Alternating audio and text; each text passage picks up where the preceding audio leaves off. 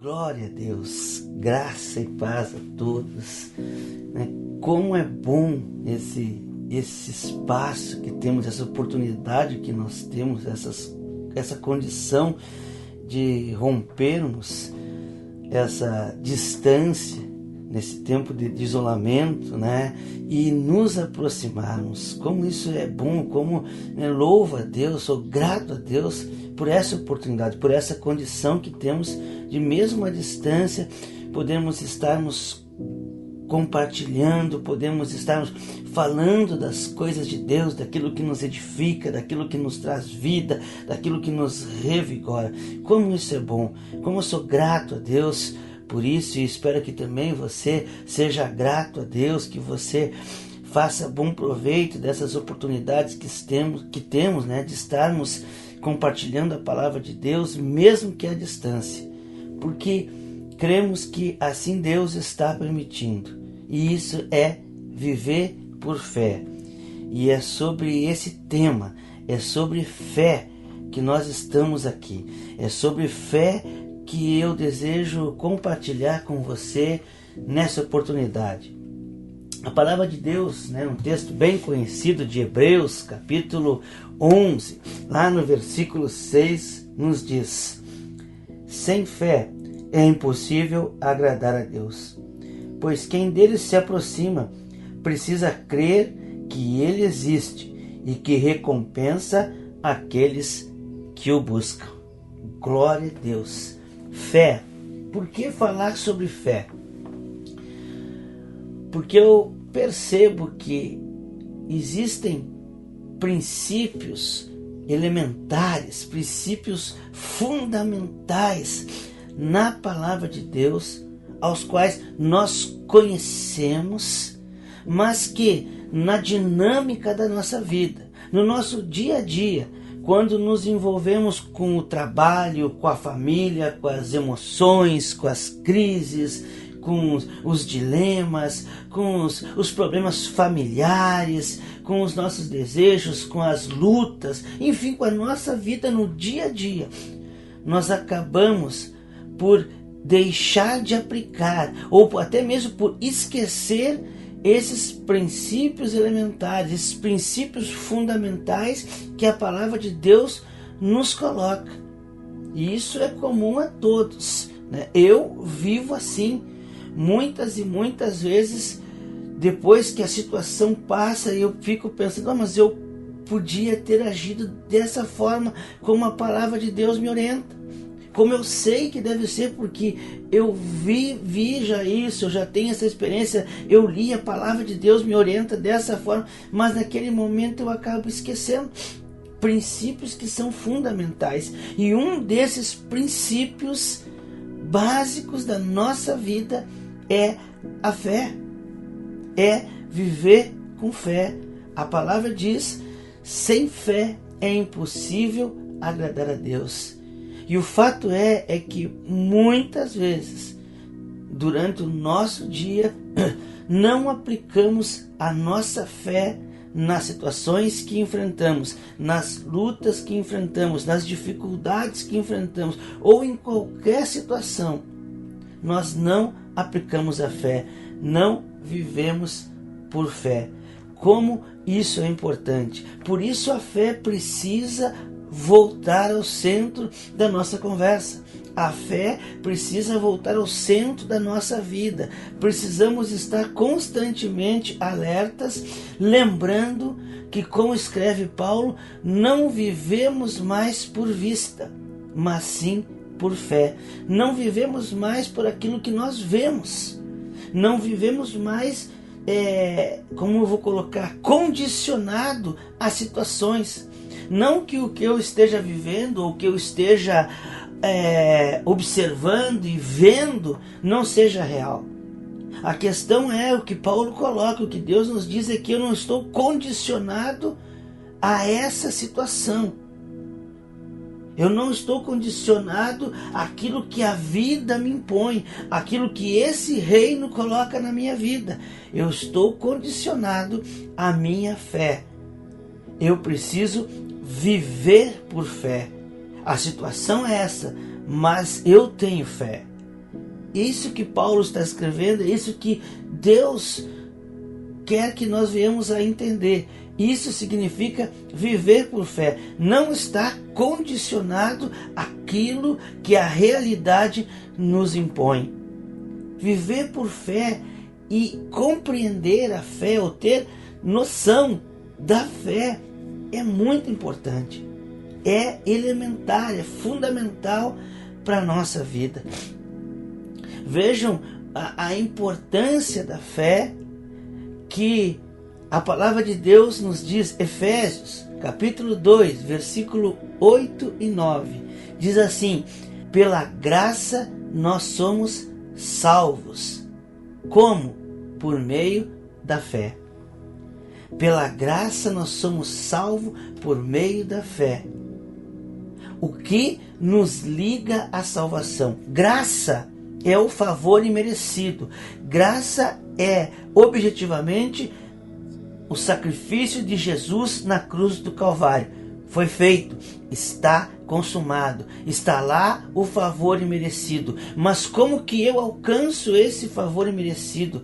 Como que se dá a ligação da minha salvação nesse favor imerecido, da minha vida nesse favor? Como eu alcanço esse favor? Por meio da fé, crendo, tendo a firme convicção. Talvez você esteja ouvindo: eu sei. Saber não é o suficiente. Ter a informação não significa que eu tenho fé. Você pode passar a vida inteira dentro da igreja, você pode passar a vida inteira na vigília, na campanha de oração, no coach, nas atividades da igreja. Hoje as igrejas oferecem várias e várias atividades, né? Muitas delas, inclusive, abrindo parênteses, atividades seculares que, bom, não vamos entrar no assunto, desde festa, fantasia, tantas outras coisas, bailes de carnaval, tudo hoje a igreja está oferecendo. Mas você pode viver nesse meio religioso, nesse meio evangélico, nesse meio gospel, tendo apenas a informação da salvação pela graça. Mas você pode não ter fé. Você pode não ter a firme convicção. Você pode não entregar a sua vida nesse propósito. Se você perguntar para muitas pessoas que se dizem cristãs e até mesmo têm o intento no coração, e perguntar: você é salva? Uma pergunta assim, né? Fazendo uma pergunta que exige uma resposta convicta. Muitas irão responder: não sei, depende, olha só, né? Eu pequei, eu errei, eu falei. E elas negligenciam a graça e principalmente negligenciam a fé. Por isso que eu digo que a fé, ter o conhecimento de alguma coisa, ter o conhecimento de algo que a Bíblia diz, não significa ter fé no que a Bíblia diz. Fé é ter a firme convicção. E é impossível agradar a Deus sem fé.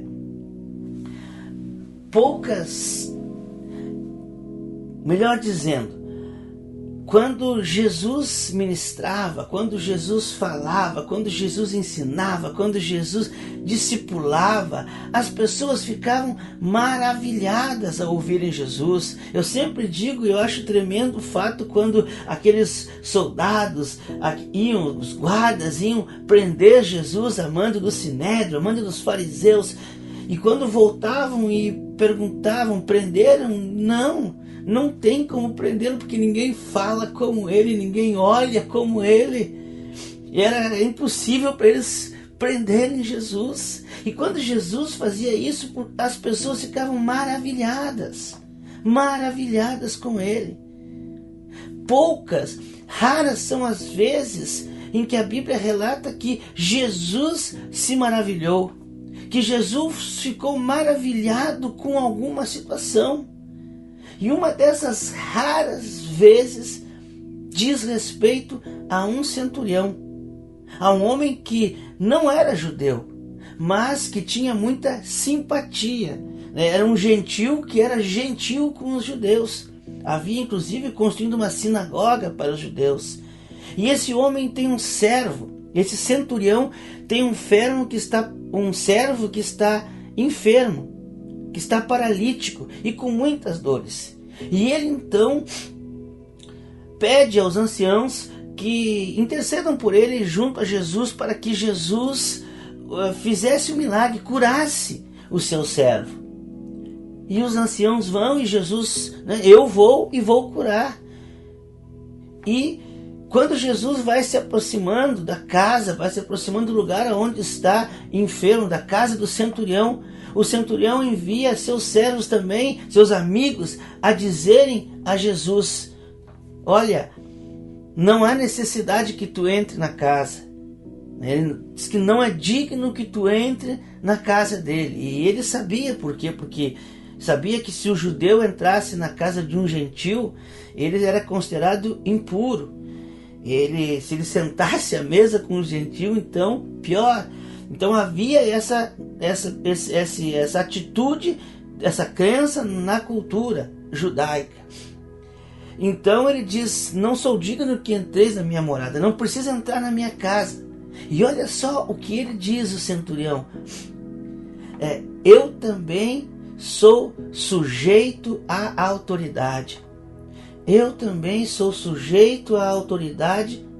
Esse também significa o quê?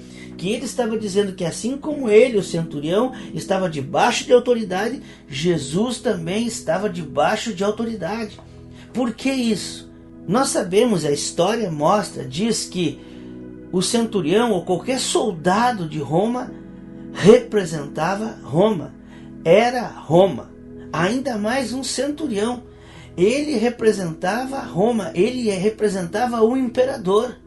Aonde quer que ele estivesse, Roma era ele, e ele era Roma, ele representava, porque estava revestido da autoridade. E é isso que ele está dizendo para Jesus, dizendo: eu também. Ou seja, ele reconhecia que Jesus representava Deus, que Jesus era Deus, que Jesus estava revestido da autoridade de Deus. E é por essa fé que ele, nesse reconhecimento que Jesus era Deus, assim como o centurião era Roma, ele reconhecia que Jesus era Deus. E essa fé maravilhou Jesus, porque ele complementa ele dizendo: e eu, tendo servos, digo vai, ele vai, vem, ele vem, eu sou obedecido. E ele, sabendo então que Jesus era Deus, sabia que uma palavra de Jesus seria obedecida, que uma ordem de Jesus traria cura ao seu servo. E essa fé maravilhou Jesus. Então, uma das raras vezes em que Jesus fica maravilhado, fica assim de uma forma alegre, porque era essa a expressão, ele ficou assim feliz, maravilhado, é em relação à fé. Em relação à fé, como a fé é importante, como viver por fé é importante. E muitas vezes nós esquecemos isso. Muitas vezes no nosso dia a dia nós deixamos a nossa fé de lado e passamos a viver pelo aquilo que nós vemos, nos envolvemos com a situação e passamos a viver de acordo com as regras e com aquilo que a situação nos impõe. E para encerrar, algo que também é muito importante em relação à fé. Diz o poeta que a arte é de viver da fé, só não se sabe fé em quê. E também no nosso meio isso precisa ser esclarecido. Há muitas pessoas vivendo como cristãos, mas usando a fé ou tendo uma fé numa ótica meio distorcida. A palavra que nós lemos diz que sem fé é impossível agradar a Deus, porque é necessário que todo aquele que dele se aproxima creia que ele existe. Isso é básico. Eu não preciso ter a informação de que existe um Deus. Eu preciso crer que esse Deus existe. Eu preciso depositar a minha vida nisso. É impossível agradar a Deus. É necessário que todo aquele que dele se aproxima creia que ele existe. E vejam só, e é galardoador, e é recompensador de quem? Daqueles que o buscam. Recompensador daqueles que o buscam. Qual é a ordem da frase? A ordem da frase é que aqueles que buscam, ou melhor, o sentido da frase, qual é? Aqueles que buscam a Deus serão recompensados. Deus recompensa aqueles que buscam a Deus. O que acontece é que muitas vezes a fé tem sido usada numa maneira diferente do que ela é colocada. Muitas pessoas buscam a Deus pela recompensa. Buscam a Deus porque Ele é um Deus recompensador. Mas não buscam a Deus por o que Ele é. Porque Ele é amor, porque Ele é misericórdia, porque é um Deus que pode transformar a nossa vida. Porque Ele é um Deus que é tremendo. Porque Ele é um Deus que pode nos salvar. Porque Ele é um Deus que pode nos trazer paz. As pessoas têm buscado a Deus e isso basta nós olharmos na mídia, basta nós olharmos para um movimento que existe no meio da igreja evangélica. Muitas pessoas têm buscado a Deus pela recompensa. Isso não é hoje, queridos. Isso acontece desde sempre. Jesus fazia grandes sinais, grandes maravilhas, e a certo momento ele diz para a multidão: vocês me buscam por causa dos sinais, vocês me buscam por causa do pão, por causa do milagre da cura. Vocês não me buscam por quem eu sou, ou pelo que eu posso verdadeiramente fazer para vocês numa eternidade. Então a ordem que o autor a Hebreus nos dá, a ordem que Deus nos dá, é que Ele recompensa aqueles que buscam a presença dEle, aqueles que desejam viver com Ele. Ou seja, a nossa fé é em Deus. Nós precisamos ter fé em Deus, não uma fé que Deus. A maioria, não vou dizer a maioria, mas existe essa visão de fé. Existe a fé que Deus. Eu creio que Deus vai fazer, eu creio que Deus vai curar, eu tenho fé que Deus vai abrir a porta. Queridos, e se Deus não quiser abrir a porta? Não, eu tenho fé que nessa crise todos, podem perder o emprego, mas eu tenho fé que Deus vai me manter no emprego. Queridos, e se essa não for a vontade de Deus? Deus é onisciente, Ele conhece todas as coisas, Ele tem todo o conhecimento. Deus é amor, Deus é misericórdia. Isso implica que Deus tem tudo isso para mim. Por que eu vou confiar no meu conhecimento? Ou porque pedindo a Deus que Ele faça algo que talvez não seja da vontade dEle? Eu já falei sobre isso em outra oportunidade. Nós precisamos ter bem claro a vontade de Deus, volitiva, e a vontade decretiva de Deus, permissiva de Deus. Existe uma coisa que Deus decreta, que Deus deseja que assim seja, como foi o caso do tabernáculo. Deus deu a ordem para o tabernáculo. Quanto ao templo construído, almejado, sonhado por Davi e construído por Salomão, não havia um decreto de Deus, não havia partido do coração de Deus essa vontade, e sim do coração de Davi. No entanto, Deus permitiu. Então existe essa grande diferença. E a nossa fé, ela deve ser de que Deus pode fazer, não em que Deus vai fazer. Fazer ou não as coisas que nós desejamos é soberania de Deus. Soberania de Deus. Os atributos de Deus então entram em ação. Como eu falei, a onisciência de Deus. Deus nos ama.